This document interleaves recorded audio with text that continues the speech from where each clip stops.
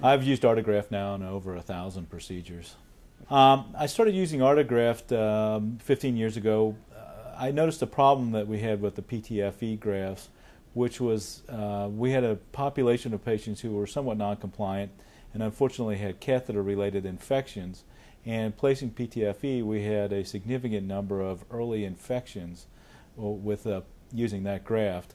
At the time, I was not particularly familiar with the Artegraft, but I knew that it was natural material and that it had been preserved and seemed somewhat resistant to infections. I began using it at that point and had a significant drop in infections with placing the graft. Well, I prefer using the Artegraft over the ePTFE for two reasons. Number one, the handling characteristics. It's much more like native tissue. And that's even reflected at the dialysis units where the dialysis technicians feel much more comfortable accessing the Artegraft as they do the ePTFE. Secondly, again, we've had problems because of the presence of catheters with infections in the grafts early on. The use of the Artegraft seems to have significantly diminished that possibility. One of the things I like about the Artegraft is it is softer than the ePTFE and it conforms more to the anatomy of the patient. It's also easier to make the anastomosis with the vein using the Artegraft than with the ePTFE.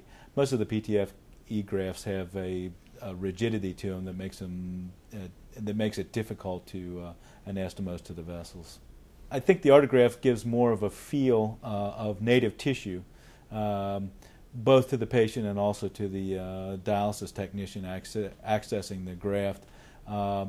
It blends in more with the tissue of the patient. I think the Artegraft is really the most appropriate option when you have active infection. I don't necessarily like the plant grafts in the face of an active infection, but sometimes you don't have any other choice. And in that circumstance, the Artegraft, in my opinion, is head and shoulders above ePTFE.